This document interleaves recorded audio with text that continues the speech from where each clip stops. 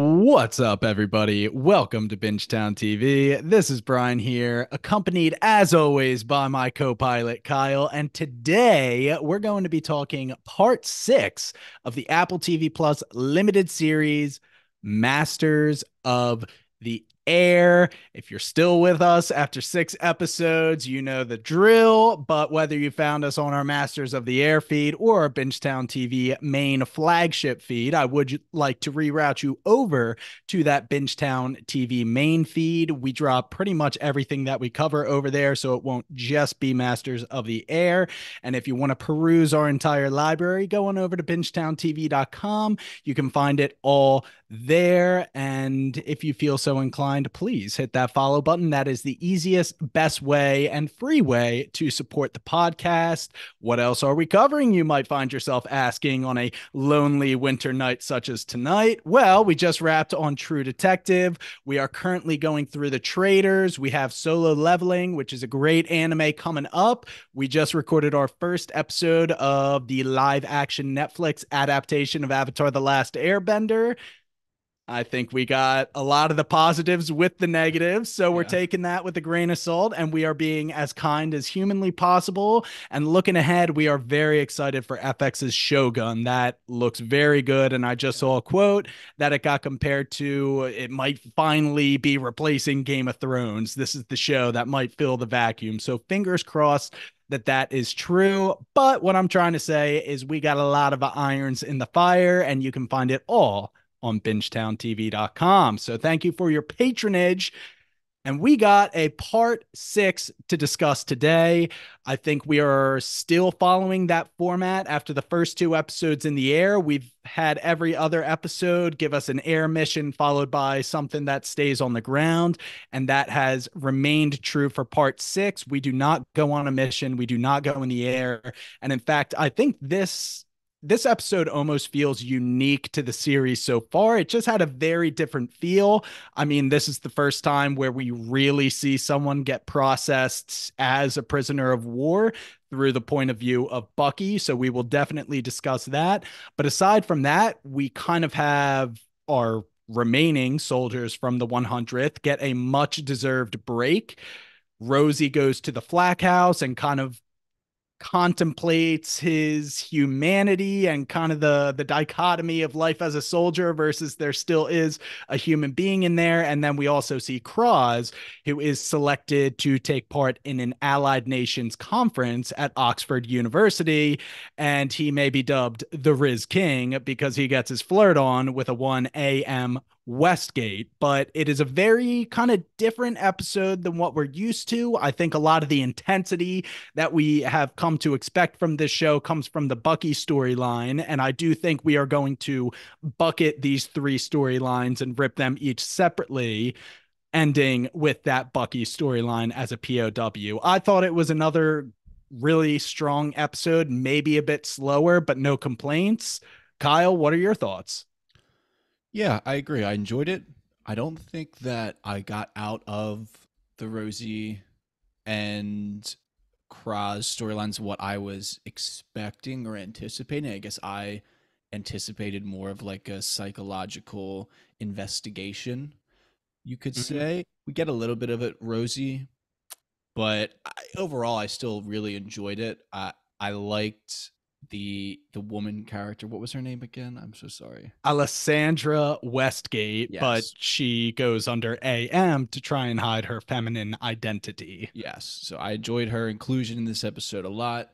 The Bucky stuff was all really good. So just interesting. Again, we get no Quinn and Bailey. So just kind of wondering where they're at. But Yeah, I'm not sure if that storyline we've seen the last of them or what the deal is. Maybe they one day will just show up at Thorpe Abbott, mission accomplished by their two guides, if you will. But I agree, especially since they are giving us a couple of these storylines outside of the main missions and stuff. It is a little curious that we haven't caught up with them. yeah. But all that to say, it's still a great episode of television. Yeah, for sure. And if you are good with our instant takes, why don't we just get right to it? And why don't we start with that Cross storyline? That should be nice and quick. So I think the first scene is a Bucky scene, but then we do get that Cross narration where essentially he says, hey, 32 of the original 35 crews and planes are MIA and they're not here anymore. And the rest of the men are just kind of tiptoeing around the ghosts of all of their fallen comrades. And I think he uses the word undone. A lot of the men are coming Yeah. undone. A lot of them are kind of fighting, getting restless. They're drinking. Maybe they're just sleeping in all day. They're just finding ways to cope. And essentially, this is where we have it explained that Rosie and his crew got sent to the Flak House, but Crosby, as I said, got selected by Harding to represent the 100th at this conference of the Allied Nations. And sure enough, he is on a train in his opening scene on his way to Oxford University. And I guess kind of right in the beginning, he's talking to this British guy who's just saying, "Oh, we have a lot of activities planned, yada yada yada." He asks about his roommate. Have they checked in? The subaltern, which is just a name for a lower ranking officer in the British Armed Forces. So the assumption is he's going to have a man roommate, but Yes. that does not end up being the case. Classic switch up. Classic switch Mm-hmm. up. I like that Harding is shown a little bit here to maybe have a heart. Difficult to know if this is like procedure or not, but it seems like they're actually looking out for the boys in this sense. So it seems like it's a nice getaway for Yeah. Kraz. He does seem like a really good choice for this. He's not, a boisterous person, but I think he gets along with most people. We know that he's intelligent and all those kind of things. So this seems like a well-deserved reprieve for him. Yeah, absolutely. And I agree. I think of all of the characters we've seen in the 100th, Crosby would be a good representative Yeah. to represent them. So we get a scene where he's just in a lecture and the British instructor is talking shit on the Americans, saying it took Yeah. them hundreds of years to produce a document about freedom like the Magna Carta, and Bubbles under excuse me, oh, Oh. R.I.P. Bubbles. Crosby under his breath says, "Hey, maybe if we weren't under your tyrant for a couple hundred years, we would have gotten Declaration of Independence or the Constitution out sooner." This whole episode, I think they're kind of alluding to Crosby maybe having an eye for another woman. In this scene, he kind of makes contact with that cutie in the other row. And of course, him and Alessandra are kind of low key flirting the entire time.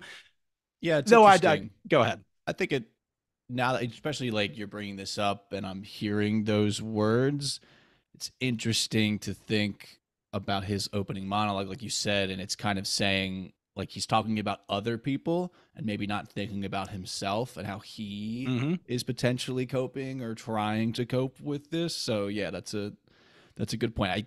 Very clear theme of his storyline is the fact that he is, not necessarily tempted. I don't know, I wouldn't go that far, but he's thinking these types of thoughts.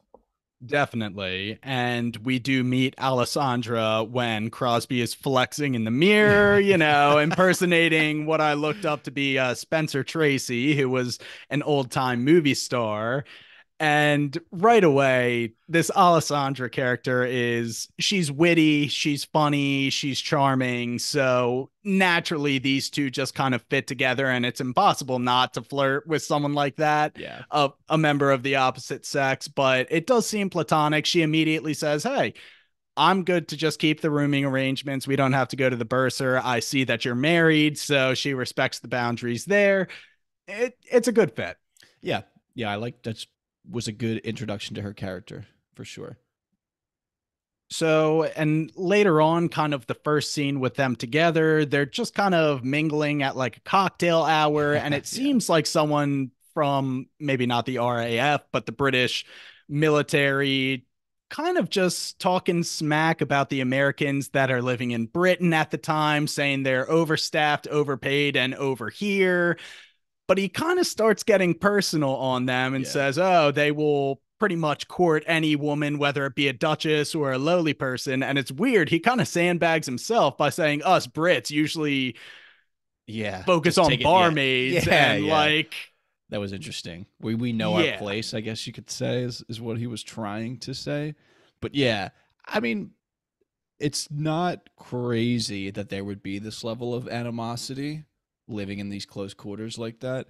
Mm-hmm. The book that I am reading for that book club, The Rose Code, does talk about a little bit how when obviously when we being the Americans joined the war, there was a lot of excitement involved, and then you get the reality of rubbing shoulders with people and all of that kind of Yeah. stuff, and obviously that level of animosity can build up because of that. But yeah, he was just giving it too hard, and Crosby was like, I'm not really interested in this at all. Yeah.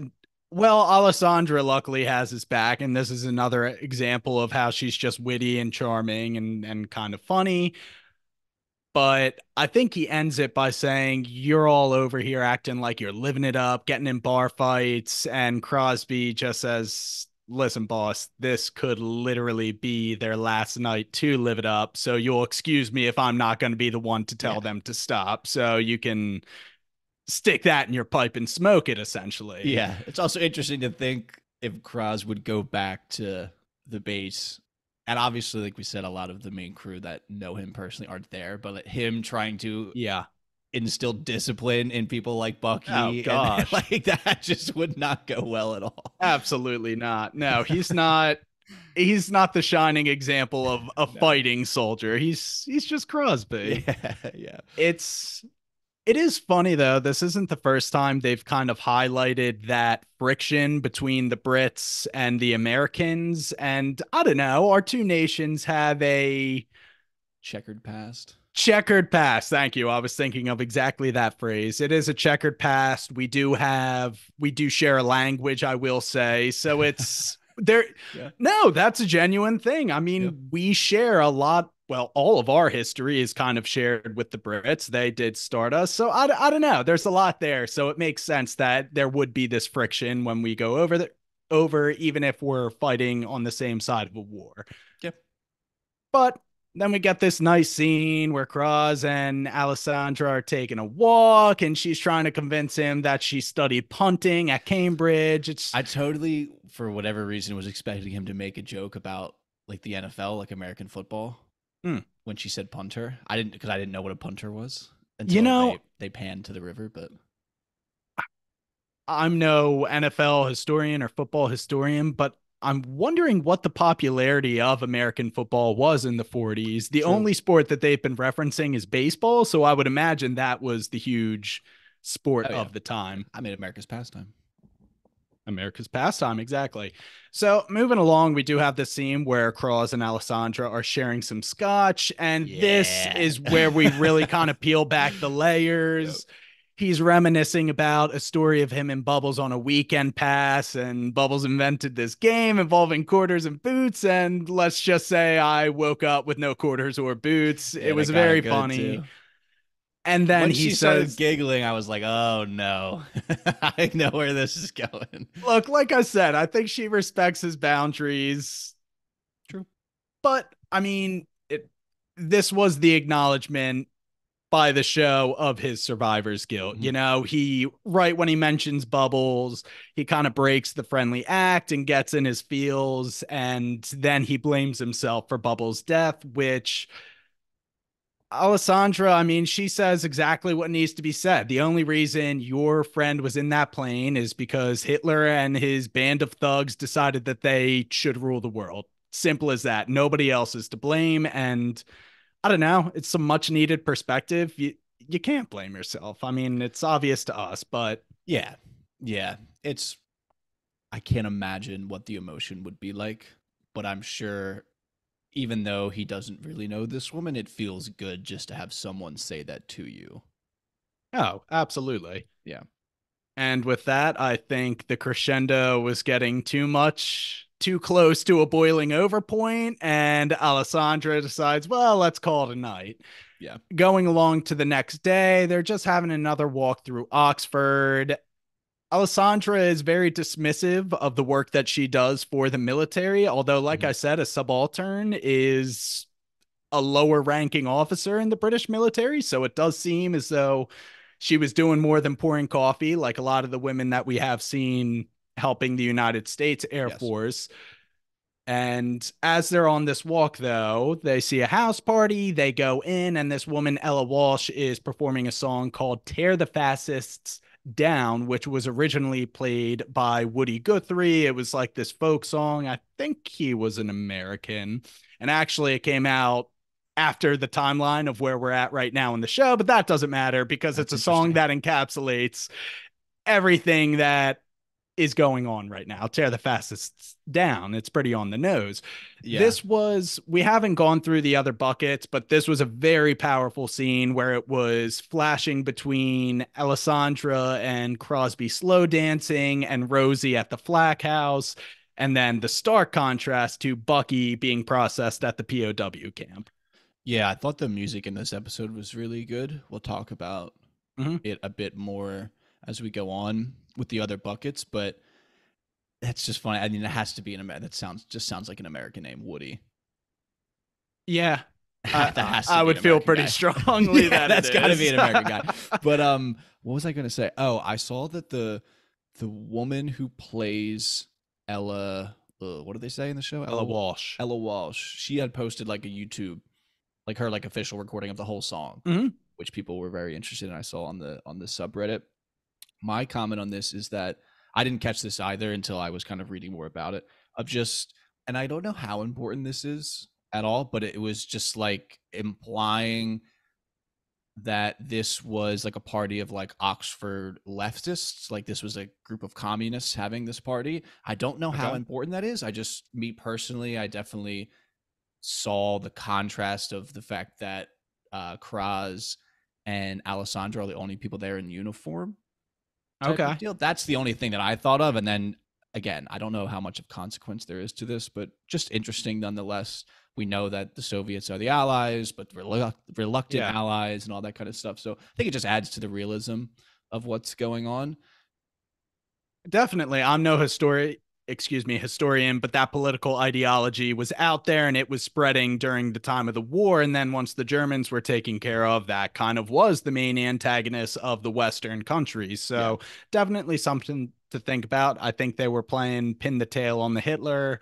It Yeah. was it was interesting just to think of a college party during wartime London, Yeah. and I don't have any deeper thoughts than that. It's just one of those moments where I was like, "Damn, World War II! What a time to be alive! Holy Yeah. crap!" Yeah. And Kraz was giving Alessandra that look. He was kind of behind her watching the music play. And as at first I was like, he was looking at the guitar player, Ella Walsh. And I was like, oh, Ah, come on. what are you doing there, my friend? And then Alessandra comes back with the drinks, and then he's looking at her, and I was like, what are you doing there, my friend? So, not coming from a place of judgment, just a place of observation. Absolutely. They toast bubbles, they have a nice time, they're dancing, and then Kraz walks her back home and it's kind of treating it like a date, like, oh, I guess this is good night. And she's like, we're rooming together, bro. But she then gets an urgent message and has to bike off, actually just takes whatever bike she can find, but not before slipping Crosby her number and says, hey, give me a ring if you're ever in London, we can go dancing. Peck on the Yes. cheek. It's wholesome. It's perfect. And that may or may not be the last we see of Alessandra. It feels like it's got to be, but my take on who she is and what she does is heavily informed by, again, this book that I'm reading, The Rose Code, about the Mm-hmm. the code breaking that went on at Bletchley Park. I think that she probably works there. Again, we didn't read the book, the source material type of deal. I just think that that's who she is. I don't know necessarily what her role would have been there, but that's just like a theme in the book that I'm reading, which while it is historical fiction, it's based off a lot of historical fact, and that they don't tell anybody what they do. They don't tell their husbands, they don't tell their friends or anything. They just are very tight-lipped about it. That's just the vibe that I got off of her. And I'm sorry, you're getting at a lot of women worked in Oh yeah. Oh, a that ton of yeah, specific code breaking. a ton of women worked at Bletchley Park. Yes.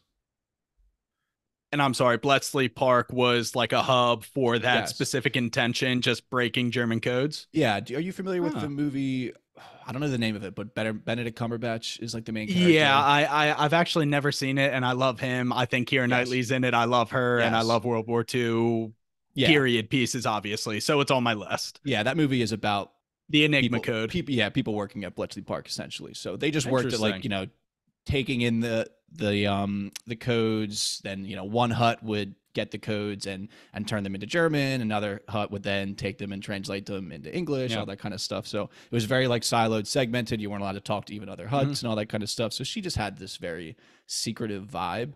The other interesting thing that I read, which I don't believe this is true because it sounds way too fictional, is that people were trying to imply that this was Queen Elizabeth, because it's this. So Queen Elizabeth had that same rank apparently in the service that she was in, Oh, and she mentions when they're drinking the scotch, like her family's from Scotland.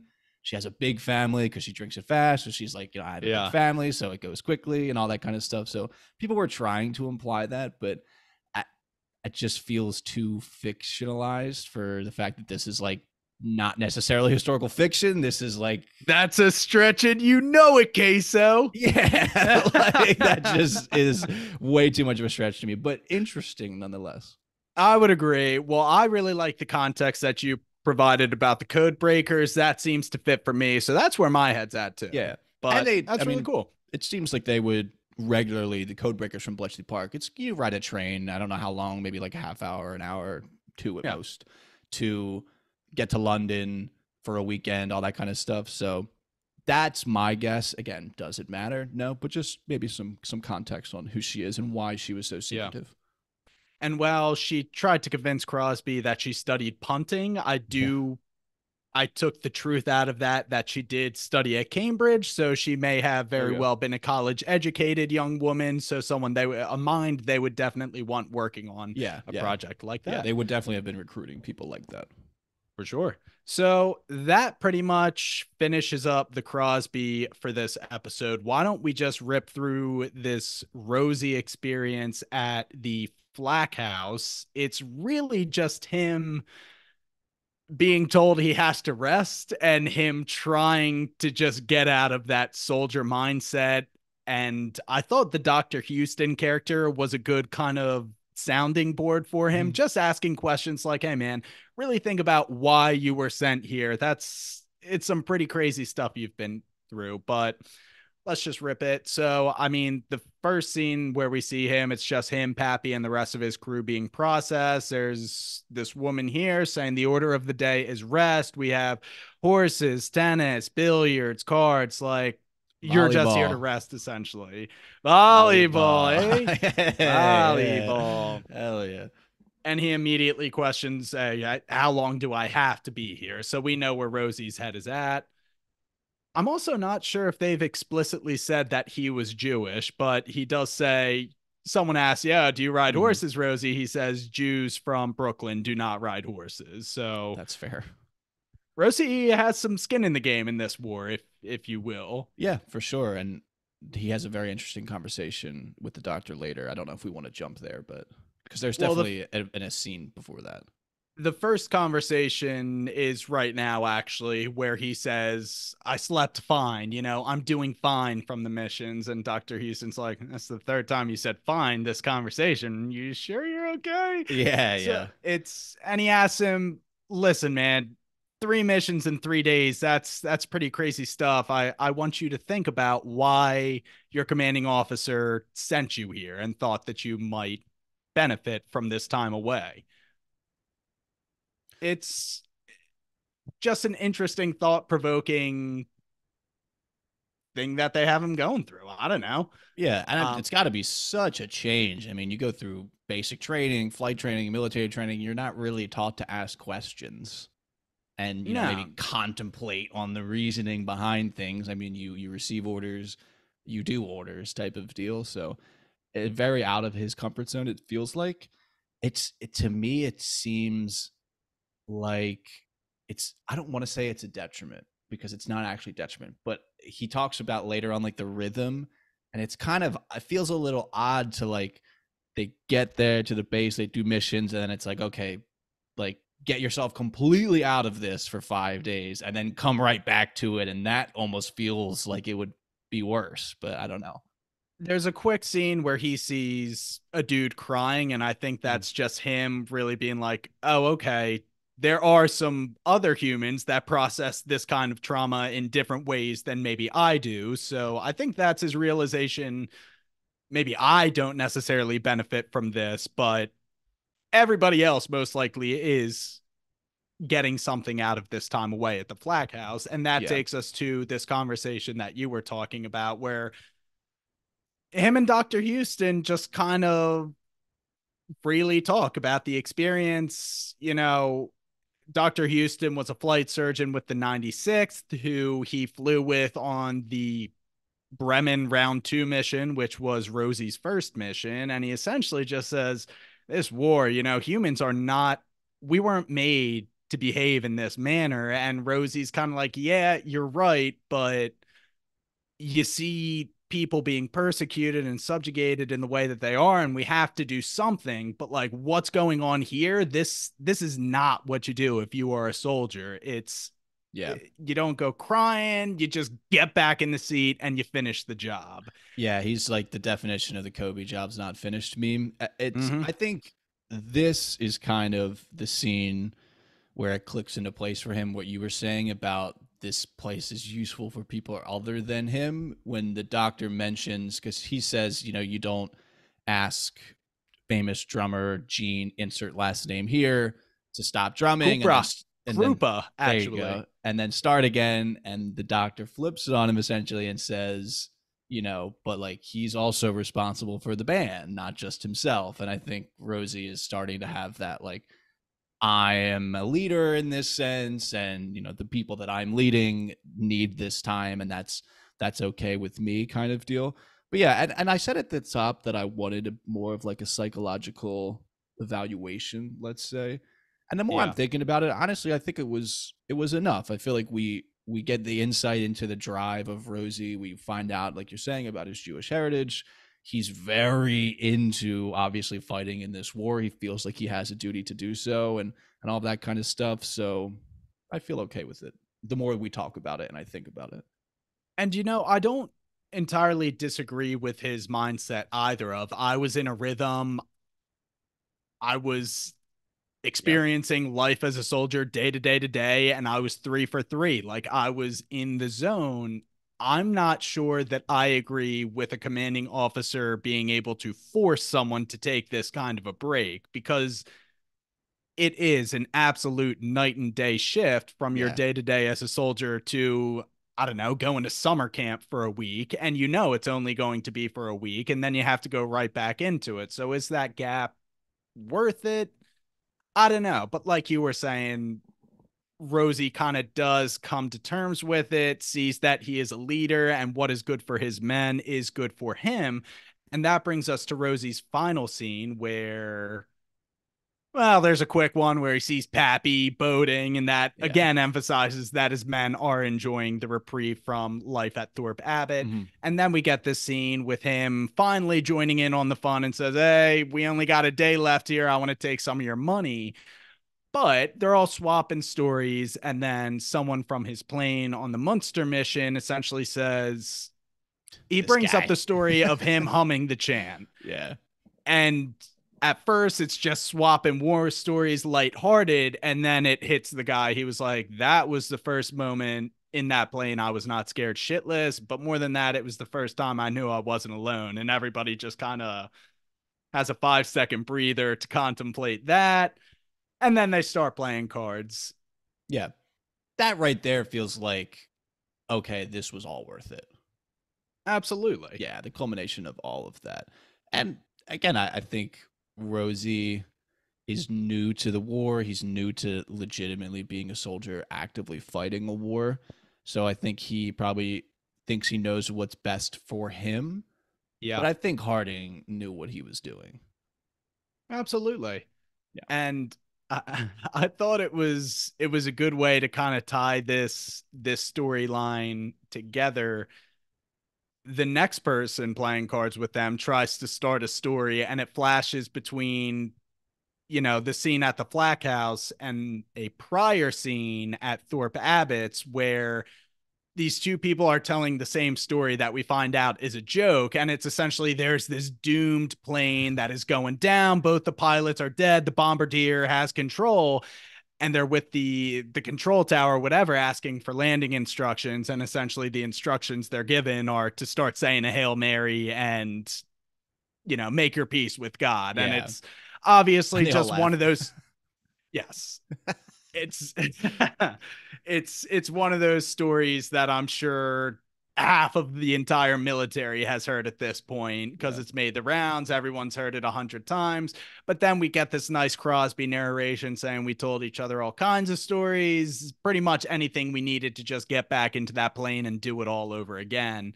And sure enough, we're done at the Flack House and we see Rosie back at Thorpe Abbott. He is seeing his new plane, which is named after him. It is Rosie's Riveters, which actually might have a double meaning. I'm sure Rosie's Riveters was something real, Is but that seems like the classic iconic like woman flexing you might be right. with the red bandana, like doing their part too, the women working in factories.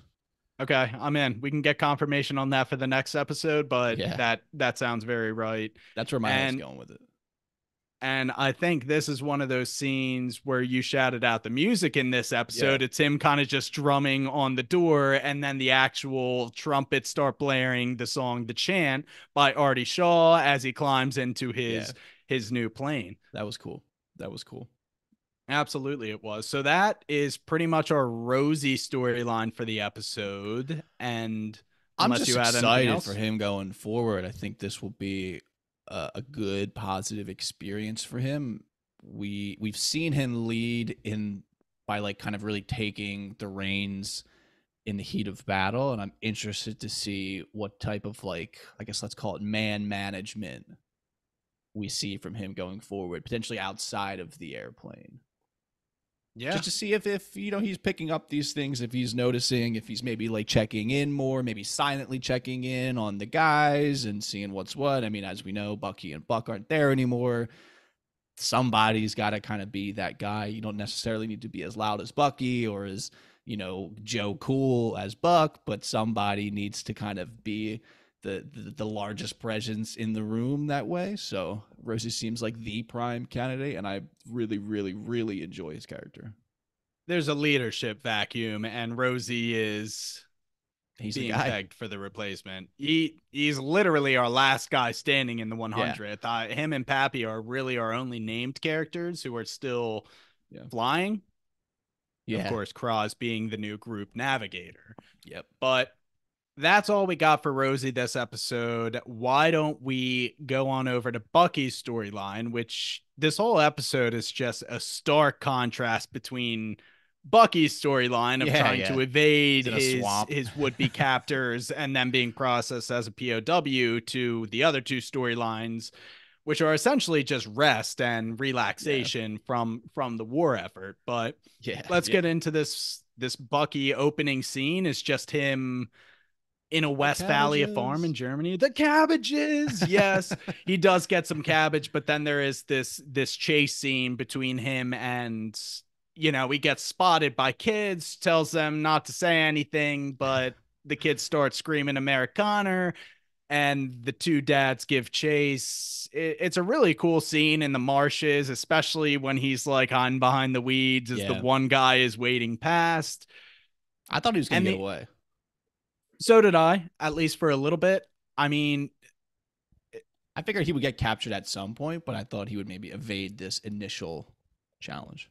look, it's worth noting that he could have Oh, blasted the crap out of the first guy and yeah, then could have had his chance going one on one with the second guy, but he did not. yeah, So I'm not sure what that says, but it says something about Bucky. He also did not shoot the kids, of course, when they yeah, spotted him, which probably could have saved him. But yeah.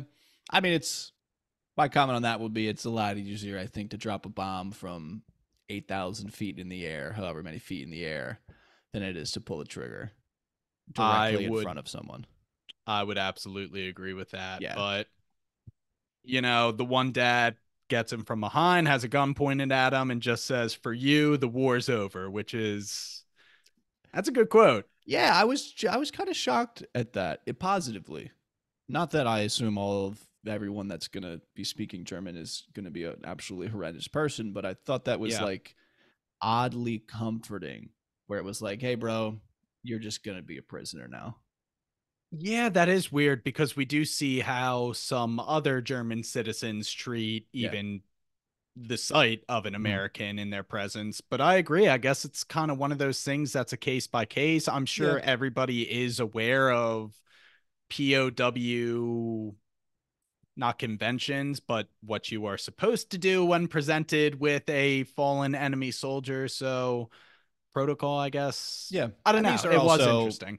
just rural folk. They're probably not actually involved in a lot of things. Yeah, definitely. Keep it to themselves and their cabbages. They were packing heat, though. I'll Yeah, say well, that. that's fair. That's fair.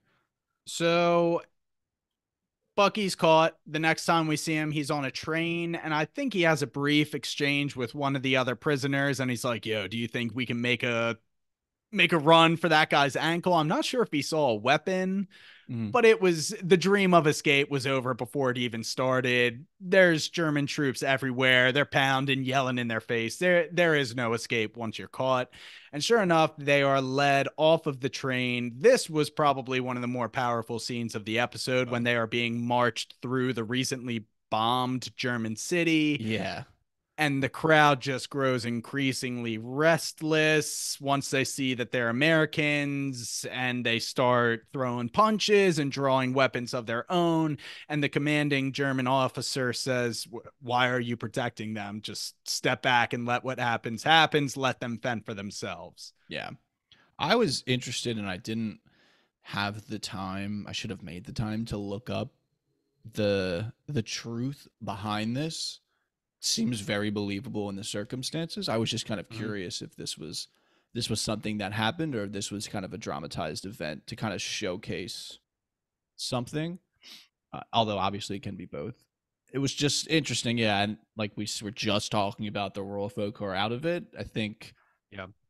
at a human level, you can probably understand the feelings behind that anger. I mean, they're literally trying to pull their loved ones, it seems, out of the rubble of their own homes due to these bombs that were dropped. So yeah, just a wild scene. I just did not expect it. I assumed once he was captured and was being transported, like, okay, maybe he'll get interrogated and then he'll end up in a POW camp. I didn't see this detour.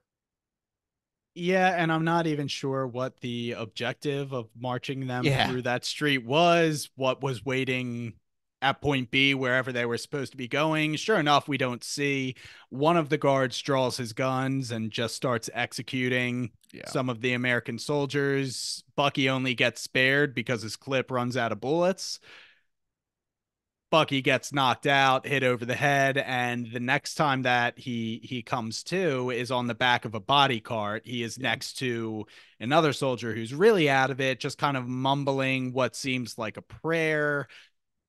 And the cart is being driven by two Germans. He has to sit idly by as the person mumbling gets executed with a shovel. The two Germans go to dig a grave for all the bodies, and Bucky sees his chance to escape.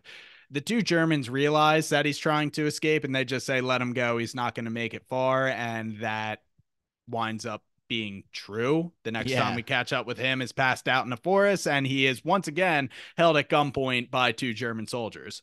Well, seems to work out way better for him. I Yeah. mean, those guys were definitely just gonna once they realized that he was still alive, we're probably gonna kill him. So Yep. they pretty much let him live and become a prisoner, which I guess in their minds they don't give a shit. No, those two were not dressed like they were No. soldiers either. So I'm sure that's just the Yeah. people that drive the body cart. Yeah.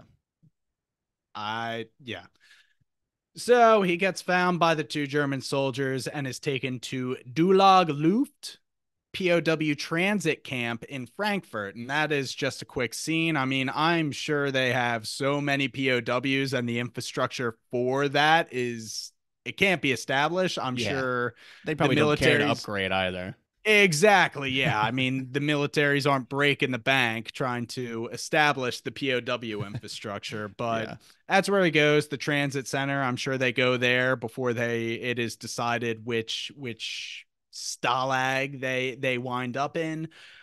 I think this next scene where Bucky is being interrogated by a Lieutenant Houseman, who is the German officer, this was probably the most interesting scene of Yeah. the episode for me. And it's I almost will. laughable how easy it is to typecast just the German officer who is faking being a good guy, but is The actually a voice bad too. guy. It's speaking English with that German accent sounds like Oh, yeah. just goofy enough that like you kind of seem lighthearted, but we know that he's part of the Nazi war machine, so there's that Mm-hmm. undercurrent of like tension there.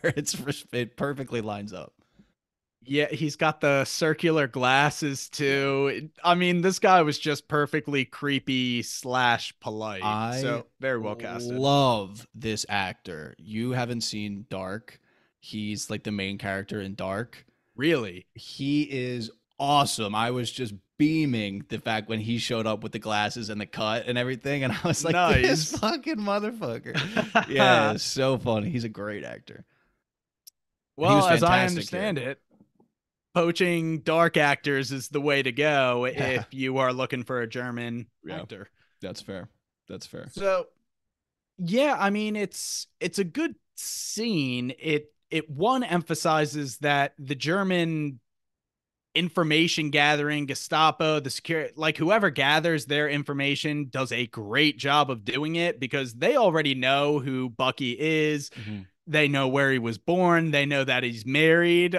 Although, despite what he hears, Yeah, he doesn't seem like Bucky's been married. But I mean, he's trying to play good cop and bad cop all at the same time. He gives them some whiskey, a cigarette. He dangles. Oh, I know who won the World Series. Would you yeah, like to know?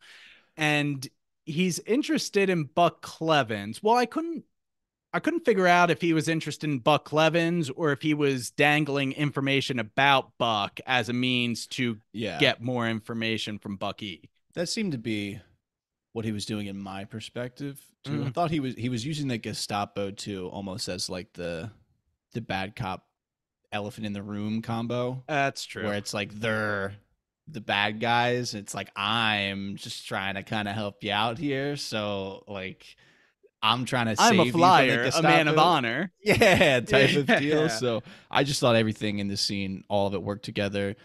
Bucky just being that guy that we know he is, just John Mm-hmm. Egan Major, serial number, all that kind of stuff. So I just really enjoyed this scene. It's one of my favorite scenes, I think, from the whole show so far. Tons of bias baked into that because I love Lewis Hoffman, the German actor. But yeah,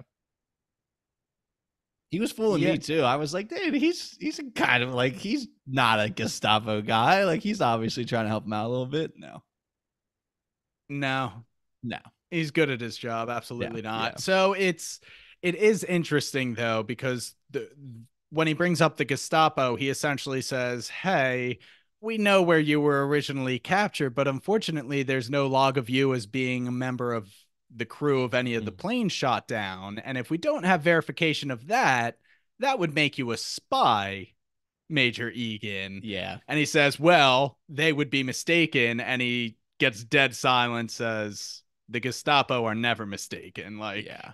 even if they're mistaken, they're going to They're carry right. out their orders." Yeah, they're Yeah, right, one yeah. way There's or no such another. thing. Yeah, I mean that was felt to me, and I was trying to rack my brain, trying to remember what the deal was on the mission itself, because we know that he's Bucky. This is like has kind of wiggled his way into odd spots. Like remember the one mission where he kind of makes up that position where He they're was all the like, backup commanding pilot. yeah, and they were like, I never Yeah. heard of that shit type of deal. So I was trying to remember if that was something that happened before the mission that they went down, but I now realizing it was mostly just an interrogation tactic to get more information, like to get Bucky to shake and be like, no, this is like what happened. I could see it both ways because while he was the defined commanding pilot for the Munster mission, you also got to remember he was supposed to be on a weekend pass that Yeah. weekend. So potentially they Mm. may have gotten their intel, I don't know, a Oh, week that's yeah. prior before he made the game time decision to come back from his weekend pass early. So That's it could have yeah. been truth. That's got to be it right there. The combo of the two. Yeah, definitely. Yeah. But again, I think we're agreed that was one of the better scenes of the Yeah. episode, if not the series as a whole. Very well acted by what was his name again? Lewis Hoffman. Lewis Hoffman. Yeah. Hoping to see more of him. You know how I like my Germans. Yeah. Shout out. Shout out. Okay, so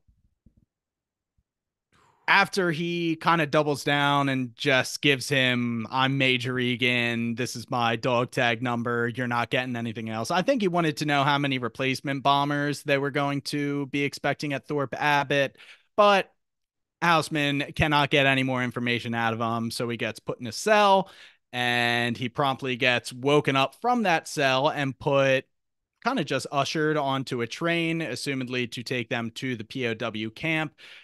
This was a powerful, saying a lot Yeah. without saying much of anything, when you see the soldiers being put onto their train and then you see a train filled to the brim. Clearly there are women and children on there, arms reaching out, and this was a train full of Jews, most likely going to a concentration camp.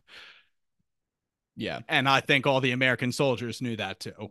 Yeah, I think this was a perfectly timed scene as well. I mean, we're into 6 episodes. We've spent a lot of time, I would say, removed from the actual impacts, effects, reasons of the war. We've spent a lot of time in planes, in barracks, et cetera, et cetera. And not to say that we're like, as viewers, we've like lost sight of what's going on, but just this like very stark, obvious, heavy reminder that like this is what was happening, and this is why everyone was so willing to get in these planes. That's why everyone was so willing to keep getting in these planes and all of this stuff. So not that I won't go as far as to say as I enjoyed it. I thought it was just like a perfectly timed scene in the show. It had to be there, I Yeah. think. And it was only 10 seconds of screen time, but it was very powerful. And I agree with everything you just said. This kind of, it's a reminder, like you said, it's a reminder, and it frames why these soldiers were doing what they're doing. So I completely agree. You said that very well. So after the train goes by, it's a very powerful scene. We see some poor sap try and make a break for it. Not sure where his head was at, but he gets promptly executed, and then they put the body on the Yeah. train. That's crazy. Bucky I too just was pretty shook at that as well. You could tell that he was like, "Oh yeah. shit." I'm just was thinking like, too. You're riding the train. It's probably dark all day. Like you're just that. You feel that space around you too. Like Yeah. you, yeah, it's just yeah, it's horrifying. No, that's got to be a horrible train ride, no matter how you slice it. You know what your destination is, and we'll get to this last scene here. I mean, if they didn't finish this episode with the uplifting reveal that a lot of our friendly faces from the 100th are alive and well in the POW camp, this could have had a much, much more somber tone to the entire episode. But as Bucky is arriving at the POW camp, he is immediately greeted by Crank and Murph. So we see those familiar faces. And sure enough, our boy Buck Clevin is alive and well at the POW camp. And it was good to see him. I mean, he must be the coolest POW in Germany at this point. I've never seen a man so relaxed behind barbed wire, and he looks great, clean shaven still, from what I He remember. He always does, yeah. And I think in the subsequent episodes we are going to get into what life is for these people. But I mean, Crank, Murph, and even Buck seem to be in pretty high spirits considering they're Yeah, at a POW camp. I think I'm going to do some research about how the different POWs were treated in World War II. As I recall, you did not want to be a Russian POW or fair. in Japan as a POW. Those are the two Also that would fair. just absolutely treat you like garbage.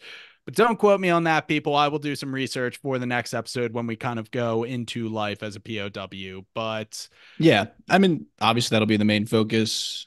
You'll do research, which I'm sure is there's an ample amount of firsthand accounts of what it mm, was like. Obviously, the show had access to those as well.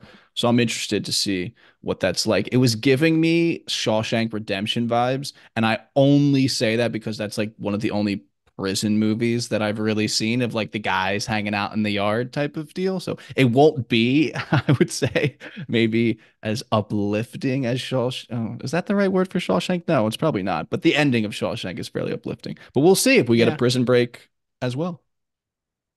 Bucky doesn't seem like the type of guy. He's already was thinking about getting out, so he seems like the type of yeah. guy to try to get out of this place. So we'll see. I don't know. At a certain point, you got to cut your losses. And he also saw how things can go wrong when you're Mhm. being processed as a prisoner by Yeah, German guards. So that's fair. I don't know. The show is definitely going to get into what the day to day as a POW is, but preliminary returns seem as though they are in good spirits, Yeah. considering. But Yeah. Well, I guess the yeah, alternative being you blow up in the sky and you're no longer alive. So maybe mhm, making it to somewhere with people you know on 2 feet on the ground probably feels somewhat good. for sure. But end of part 6, this is going to be at least one of our settings for the rest of the show is the Luftwaffe controlled Stalag Luft 3 in, I think it's either Sonag, Germany or Salag, Germany. I will do some research on that as well for the next episode. And we incorrectly stated that there were 8 episodes. This is going to be a nine Yes. part series. So we have 3 episodes left. Yes. Shout out to the YouTube comments for keeping us honest and keeping Mm-hmm. us informed. That's a that's a devastating combo, which we appreciate. Yep, and as we are admitting our faults, I would like to say I caught up with my brother, my middle brother, who was a friend of the pod, who told me that we were pronouncing Barry Keegan's name wrong. It is, in fact, Barry Keoghan. So I hope I am saying that correct now. If not, he can correct me next time we see each other. But shout out to friend of the pod, my brother, and Shout also out. shout out to perhaps a bigger friend of the pod, his wife. So shout out Yeah. to the Shout out. Shout happy out. shout out. It's good to give these shout outs. Yeah. But like I said, that's going to be the end of our part 6. Kyle, do you have anything left to say to the people? I do not believe so. The one thing I will say, interested to see how Riley, no, Riley, where'd I get that? Quinn and Bailey weave their way back into our story. There seems to be a lot of plates being juggled, storylines being juggled. So we'll just have to find out. We're on to part 7. I think there is some closure that at least I would like to see from that storyline. So I completely agree. I hope we haven't seen the last of them in their journey, hopefully, to try and make it back to England. Yeah.